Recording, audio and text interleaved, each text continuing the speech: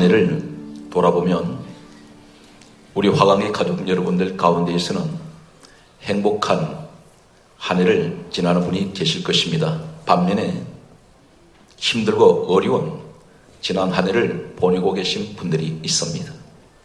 가정의 여러 가지 불화, 사업의 여러 가지 어려움, 직장 생활에서 부딪히는 여러 가지 크고 작은 문제들, 그리고 자녀로 인한 근심 걱정, 이런 태산 같은 문제가 쌓이고 쌓여서 도대체 기도를 해도 막막하기만 하고 아무것도 나아지는 것은 하나도 없고 마치 다람쥐 쳇바퀴 돌아가듯이 지난 한 해뿐 아니라 지금까지 살아오면서 늘 변함없는 이런 생활의 연속 속에서 고통을 받고 계시는 우리 여러분들이 계실 것입니다. 기도로 해도 되지 않는다고 생각합니다. 믿음으로 말로만 믿는다. 성경 속에 하나님은 살아계신 것 같은데 도대체 현실 속에서는 내 하나님은 보이지 않습니다. 오늘 이러한 여러 가지 어려움과 고통을 겪고 있는 우리 성도가 있다면 오늘 말씀을 듣는 중에 하나님께서는 여러분과 분명히 함께하고 계시고 살아계시며 이 시간도 역사하고 계신 것을 여러분 반드시 믿어질 것입니다. 저는 오늘 성경과 역사를 대조를 하겠습니다. 특별히 오늘 성경에 배경되고 있는 저 유대민족, 이스라엘 민족사를 여러분께 소개하면서 오늘 성경은 하나님은 성경 속에 계신 전설 속의 하나님이 아니시고 실질적으로 역사를 주관하고 계신 것을 오늘 여러분께 소개하고자 합니다. 특별히 강조하는 것은 이 시간 믿음이 약한 분들, 그리고 불신하는 분들이 계신다면, 그리고 도대체 하나님은 아무 종교나 다 믿어도 된다는 이러한 하나님을 일반 종교와 똑같은 어떤 세상 잡신에 비유하는 이러한 하나님으로 생각하는 분들이 계신다면 오늘 말씀 속에서 지금 이루어지고 있는 한 가지 역사적인 사실을 여러분에게 소개할 때에 저는 대단히 쇼킹하고 충격적인 이 사실을 목격을 하면서 역사 속에서 그 기록된 것을 보면서 하나님은 유일하신 이 땅의 구원주가 되시고 창조주시라는 것을 저는 여러분께 자신있게 말씀을 드립니다. 하나님께서 이 땅에 온 인류가 시작된 이래로 한 사람을 믿음의 조상으로 세운 사람이 있습니다. 그 사람이 오늘 본문에 소개되는 아브라함이라는 사람입니다. 이 아브라함은 로마서 4장 11절에 하나님께서 징후를 내리시기를 믿음의 조상이라는 징후를 내리셨습니다. 하나님께서는 이 아브라함이 75세까지 살고 있던 갈대아 우르, 그 고향의 땅을 떠나서 너는 너의 본토 친척 아벨을 떠나 내가 내게 지시한 땅으로 가라, 그렇게 말씀하셨습니다. 이 지시한 땅으로 가러 가신 그곳이 어디냐면 가나안이라는 곳이었습니다. 생전 가보지 않은 미지의 땅이었습니다. 머나먼 길입니다. 성경이 이렇게 말씀하고 있습니다. 창세기 12장 4절은 아브라함이 여호와의 말씀을 쫓아갔고 이렇게 성경 기록하고 있습니다. 성경은 히브리서 11장의 말씀을 보게 되면 신약 성경은 이때 아브라함의 심정을 다음같이 말씀하고 있습니다. 그는 갈 바를 알지 못하고 말씀만 믿고 간 사람으로 성경 기록하고 있습니다. 하나님께서 가나안 땅을 약속하실 때 이렇게 말씀하셨습니다. 그곳은 젖과 꿀이 흐르는 땅이며 그것은 내가 너에게 약속한 땅이며 그곳은 기름진 땅이고 그곳은 축복의 땅이라고 했습니다. 아브라함의 마음속에는 하나님 말씀하셨던 기름진 땅, 축복의 땅, 젖과 꿀이 흐르는 약속의 땅을 생각할 때 하나님께서는 틀림없이 내게 비옥한 땅을 준비해 놓으시고 푸른 초당 맑은 신의 물가가 있는 곳으로 나를 인도하고 계신다는 것을 그렇게 생각했을 것입니다. 그러나 막상 이 아브라함이 가나안 땅에 들어갔을 때 충격을 받았습니다. 눈에 보이는 것은 전부가 사막밖에 없습니다. 불 한 포기가 없습니다. 물 한 방울 구경할 수가 없습니다. 이곳을 가리켜서 오늘 성경 본문은 이렇게 말씀하고 있습니다. 창세기 13장 14절에 말씀하시기를 15절까지 이렇게 말씀하고 있습니다. 너는 눈을 들어 너 있는 곳에서 동서남북을 바라보라. 너 보이는 땅을 내가 너와 내 자손에게 주리니 영원히 이르리라. 하나님께서 사막을 주시겠다는 것입니다. 가다가도 끝없는 사막을, 아무 쓸모없는 이 땅은 곧 죽음의 땅입니다. 농사 지을 수 없는 곳입니다. 사람이 살 수 없는 곳입니다. 이 상황에서 지열이 어느 정도 달아오르냐면 태양열이 달아올 때 사막이 달아오르면서 30도에서 높게는 60도까지 달아오르는, 사람이 잠시도 서 있을 수 없는 이 땅을 내가 너에게 주는데 그것도 내 자손에게 주는데 그것도 영원히 이르리라 말씀하고 있습니다. 아브라함은 실망했습니다.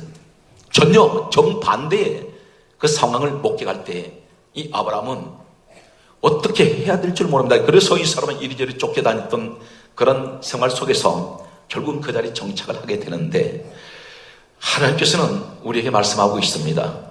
말씀 쫓아서 지금 왔습니다. 하나님을 부르고 있습니다. 아브라함이 믿었던 하나님, 바로 내 하나님입니다. 하나님께서 말씀하시기를 내가 너에게 지시하는 그대로 하면 너에게 기름진 땅을 주며 젖과 꿀이 흐르는 땅을 주며 내가 약속한 땅을 너에게 주리라. 그런데 막상 현실은 그렇지 않다는 사실입니다. 우리 현실은 어떻습니까? 하나님께서 내게 말씀하신 젖과 꿀이 흐르는 땅은 어디 있습니까? 하나님, 기름진 땅이 도대체 어디 있습니까? 약속의 땅이 왜 사막밖에 없습니까? 여기는 사람이 살 수 없는 곳이잖아요. 풀 한 폭에 자라지 않는 곳이지 않습니까? 내 환경이 왜 이렇습니까? 하나님, 황무지지 않습니까? 직장 생활이 제대로 되지 않습니다. 사업도 되지 않습니다. 가정 환경은 말할 수 없이 생지옥 같습니다. 내일 일을 걱정해야 되는 이런 상황에서 하나님, 어떻게 이 땅이 약속의 땅이며 어떻게 내 삶이 약속의 삶이며 가정입니까? 축복받은 자리가 아니잖아요. 이렇게 말하는 오늘 우리의 심정을 하나님은 알고 계실 것입니다. 이런 상황이 있을 때에 성경제 속에서 아브라함 시대가 지나고 이제 시간이 흘러가면서 사람들은 점점 새로 태어납니다. 성경 말씀을 보게 되면 또 하나님께서 이렇게 말씀하고 있습니다. 이사야 35장 1절과 2절 말씀을 보면 이렇게 말씀합니다. 광야와 메마른 땅이 기뻐하며 사막이 백합같이 꽃이 피어 즐거워하며 무수하게 피어날 것이라 했습니다. 무슨 말씀입니까?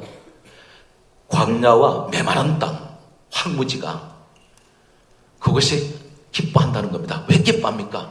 푸른 초장, 많은 나무가 심겨질 것을 말하고 있습니다. 그러면서 사막이 백합같이 피어서 즐거워한다 그럽니다. 온 사막이 꽃이 필 것을 말씀하고 있습니다.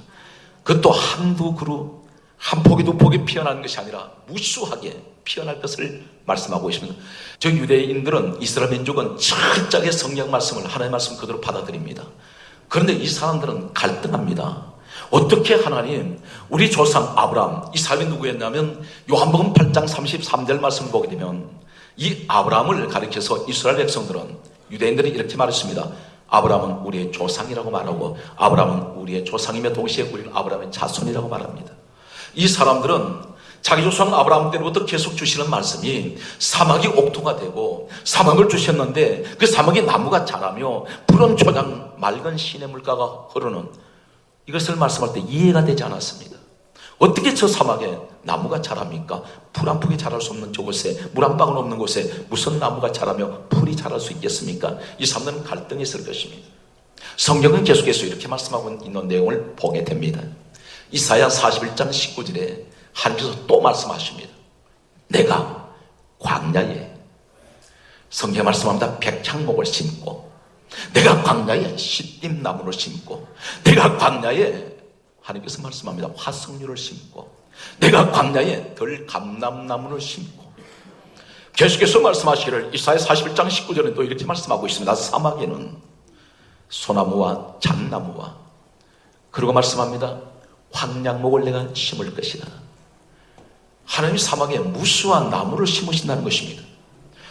풀도 자라게 하시고 꽃도 피게 하시고 이런저런 모양의 나무들을 심으시고 여기에 잣나무를 심는 그 과실을 맺는, 열매 맺는 나무도 심으시겠다는 것입니다.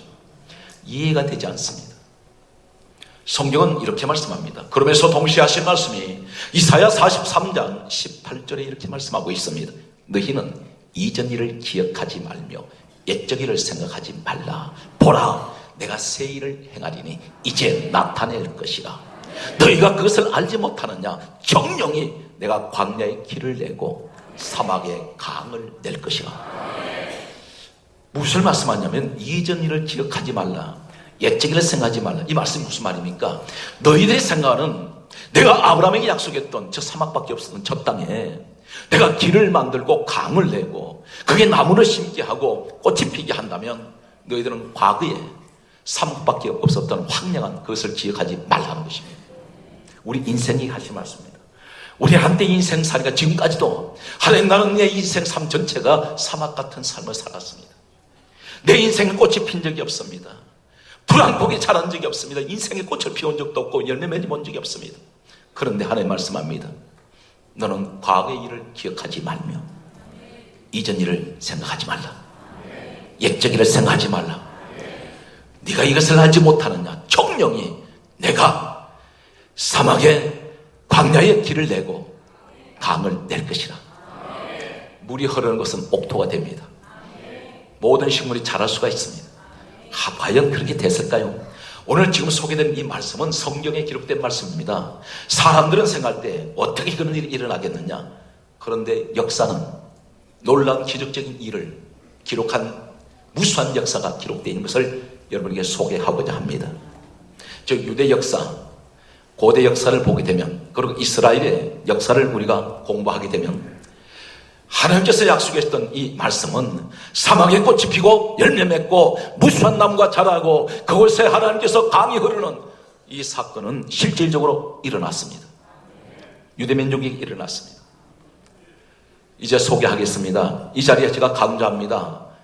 내가 지금 현실은 힘들고 어렵지만 아무것도 되는 일이 없다 할지라도 내가 차마 죽지 못해 살고 있는 이런 고통의 나날이라 할지라도 오늘 여러분 이 무거운 짐을 내려놓으시는 축복의 시간이 되시기를 바랍니다. 막연하게 내려놓는 것이 아닙니다. 하나님은 성경의 1.1억이라도 약속하신 그 말씀은 반드시 이것이 시간이 가면서 이루어진다는 사실을 역사는 증명을 하고 있기 때문입니다. 1909년 유대 민족사에 놀라운 일이 기록됩니다. 이스라엘 민족은 잘 살기 위한 운동이 아니라 변화를 시키자 하는 마음을 가지고 한 운동을 일으킨데 키부츠 운동입니다. 이 키부츠란 말은 집단, 공동체, 연합이란 말입니다. 그 키부츠 운동이 어떤 것이냐면 하나님께서 성경에 말씀하신 사막이 옥토가 된다 그랬어. 계속해서 하나님은 약속하셔서 그렇다면 이스라엘 전 면적의 90%가 사막입니다. 이것을 옥토로 바꾸자. 그 작업을 시작한 것이 우리가 연합하자, 하나 되자, 공동체를 이루어서 이것을 만들자 한 것이 키부츠 운동이었습니다. 이 사람들은 나무를 사막에 갖다 심었습니다. 심는 순간 나무는 바싹 말라버렸습니다. 풀을 갖다 심고 꽃을 심었습니다. 다 말라 죽었습니다. 계속되는 이런 난관 앞에 봉착했을 때 이 사람들은 스스로 좌절해 버렸습니다. 안 되는구나. 이러한 상황이 계속될 때에 이스라엘의 초대 수상 벤구리온이라는 수상이 있습니다. 이 사람 벤구리온은 13년 동안 이스라엘 초대 수상으로 취임한 이래로 13년 동안 수상직에 있다가 거의 다 77세가 되었을 때에 수상직에서 사임하고 이 사람이 본격적으로 뛰어든 것이 바로 키부츠 운동이었습니다. 이 사람이 앞에 서서 키부츠 운동을 하면서 하나님의 약속은 절대로 변함이 없다. 반드시 이 사막은 옥토가 될 것이다. 이런 말씀을 붙들고 이 사람은 거대한 사막에 키부츠 농장 하우스를 짓기 시작했습니다. 어마어마한 농장입니다. 이 사막, 열사의 사막에다가 집을 지었습니다. 농장 하우스를 만들었는데 여기다가 나무를 세계에서 가장 좋은 나무들을 갖다가 심으면서 항상 그걸 심을 때 붙들고 기도합니다. 그들의 철학이 어떤 철학이었냐면 절대 불 한 푼이라도 나무 한 그루라도 죽어서는 안 된다. 우린 죽이지 않는다. 이런 신념을 가지고 나무를 심을 때 그 나무를 붙들고 기도를 했습니다. 하나님 이 나무 살려주세요. 불 한 푼에 심을 때도 하나님 불이 죽으면 안 됩니다. 살려주세요. 기도한 결과 나무들이 심어지고 풀이 심어지고 꽃이가 뿌려졌습니다. 저 요단강에서 수로를 이곳으로 사막으로 연결시켰는데 최초에 세워진 것이 어디냐면 엔게디에 있는 바로 키부츠 하우스입니다. 이 엔게디가 어느 곳이냐면 사무엘상 24장 1절에 보면 다윗이 사울왕을 피해서 도망갔던 엔게디 황무지라고 되어 있습니다. 14의 사막 중에 14입니다. 이곳은 사람이 들어갈 수 없는 곳입니다. 가장 열악한 곳부터 시작하자 했는데 그곳에 거대한 농장 하우스가 세워졌습니다. 그들이 나무를 심었는데, 그리고 꽃을 심고 여러 가지 농사를 지었습니다. 지금은 이스라엘 전역에 약 250개 키부츠 하우스가 세워졌습니다. 이 엔게디 하우스에 가면 별천지입니다. 어떻게 사막에 이러한 것이 있었을까? 지상낙원입니다. 세계의 모든 나무가 자라고 있습니다. 그리고 강이 흘러갑니다. 그리고 새들이 와서 지적입니다. 온갖 세계의 아름다운 꽃들이 다 피어나고 있습니다. 이곳에서 지어지는 농산물은 중동 국가에서 왕족들이, 귀족들이 가장 선호하는 곡식들입니다. 비싼 가격에 사들입니다. 유럽 지역의 재벌들이 가장 선호하는 농산물이 이 키부츠 하우스에서 나오는 농산물입니다. 그들은 농사를 지을 때 절대 비료를 주지 않습니다. 심어놓기만 합니다. 심겨놓기만 하면 하나님께서 자라게 하셨습니다.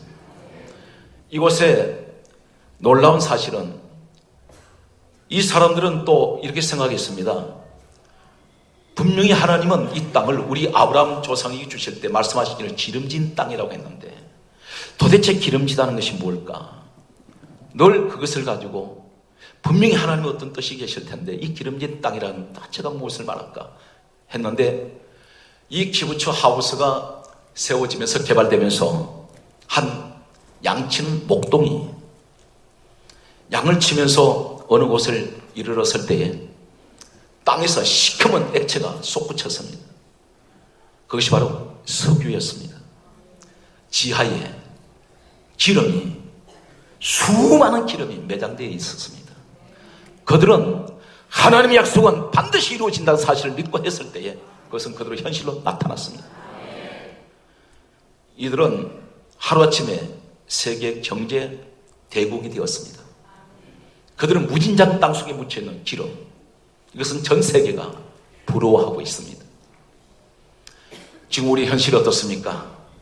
내가 뒤지고 있는 내 가정이, 내가 뒤지고 있는 이 삶의 터전이 하나는 지옥 같아요. 사막 같아요. 그런데 오늘 말씀을 들으면서 하나님께서 이렇게 말씀합니다. 나는 너에게 약속했잖아. 내가 성경의 말씀을 네가 그대로 믿어진다면 내가 일을 할 것인데, 네가 서 있는 멀리 행복이 있는 것이 아니라 네가 현재 있는 고난의 자리가 그곳에 행복이 묻혀 있어. 너 가정이 가장 중요하고 네가 서 있는 그 자리가 삶의 터전이 바로 축복의 자리다. 떠나지 말고 그 자리를 지키라고 말씀합니다. 그래서 성경이 말씀합니다. 현재의 고난은 장차 다가올 영광의 족속이 비교할 수가 없다 그랬어요. 이 엔게디 포도원에는 여러분 잘 아시는 세계에서 명산물 중에 최고로 포도가 잘 되는, 재배되는 나라가 바로 이스라엘의 엔게디 지역입니다. 이 사막에 포도 농사가 가장 왕성하게 잘 되고 있습니다. 하나님께서는 무엇만 갖다 심어도 이 키부츠 하우스에서 자라는 모든 농산물은 최고의 우량 품종입니다. 이 엔게디 포도원 지역에, 엔게디 키부츠 하우스 지역에 사해바다가 있습니다. 역사의 사건을 여러분 냉정하게 들으세요. 사해바다는 수천 년 동안 버려진 땅입니다. 말 그대로 사해바다, 죽음의 바다입니다. 이곳은 요단강에서 물을 받아들이는데 이 사해바다는 물이 흘러가는 곳이 없어요. 고여 있습니다. 그런데 놀라운 사실은 물은 계속 유입이 되는데 한마디로 수위가 높아지지 않습니다. 항상 일정한 그 수위입니다. 그만큼 하나님이 정발하기 때문입니다. 놀라운 사실입니다. 그런데 이곳에 아무것도 벌레 한 마리 살지 못하는 이 사해바다, 일반 바닷물보다도 염도가 7배나 짭니다. 그건 아무것도 못 삽니다. 사람들은 불평했습니다. 왜 하필은 저런 땅을, 이 땅이 하나님께서 주시겠다는 아브라함이 약속했던 땅 가운데 일부입니다.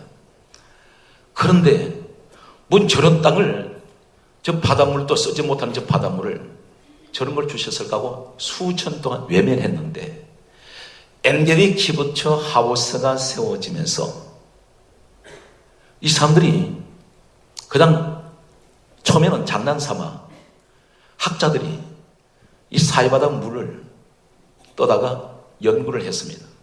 그리고 사이바다 밑에 잠수부가 들어가서 사이바다 밑에 있는 소금 진흙을 채취해서 연구를 이런 충격에 빠져버렸습니다. 얼마나 놀랐는지 충격에 빠져서 연구를 잠시 중단할 수밖에 없었습니다. 수천 년 동안 벌어졌던, 아무도 그것을 좋아하지 않았던 외면한 이 사이바다가 한마디로 보고였습니다. 어떤 것이 있냐면 이 사이바다에 녹아있는 수많은 광물질들이 엄청난 양이 묻혀 있었습니다. 여기서 우리가 다 말씀드릴 수는 없지만 브로마인이라는 물질이 있습니다. 이 브로마인 물질은 바로 전자제품을 만드는 주원료, 그리고 페인트를 만드는 주원료, 플라스틱을 만드는 주원료, 농약을 만드는 주원료가 바로 브로마인입니다. 이 브로마인은 전 세계의 26%를 바로 사이바다에서 생산되고 있습니다. 한마디로만 말해서 보물 단지였습니다. 여기에서 마그네슘이 나옵니다. 이 사이바다에서 무진장 묻혀있는 이런 광물질, 여기 마그네슘은 유럽 전 지역의 소비량 15%를 이 사이바다에서 생산하고 있습니다. 우리 여인들이 가장 좋아하는 화장품, 최고의 세계 명품 중에 명품 화장품이 어디냐면 사이바다 밑에 있는 이 소금 진흙을 채취해서 이것을 가지고 1980년대부터 화장품 공장을 세워서 화장품을 생산하기 시작했는데 유럽에서는 최고의 고가의 명품 화장품으로 각광을 받고 있습니다. 유럽 사람들은 건성습진을 많이 가지고 있습니다.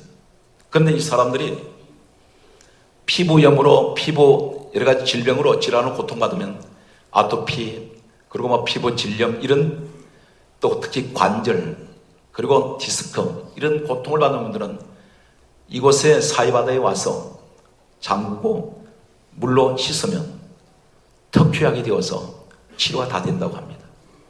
이러한 사이바다, 사막, 아무도 상상하지 못했던 기적이 일어났습니다.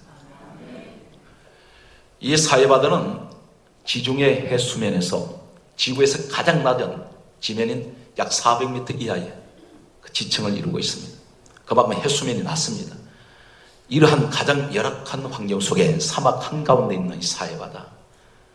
그런데 이곳이 국가 경제를 일으켜버리는, 경제 대국을 만드는 원동력이 되었던 이 사건을 보면서 우리는 어떻게 생각합니까?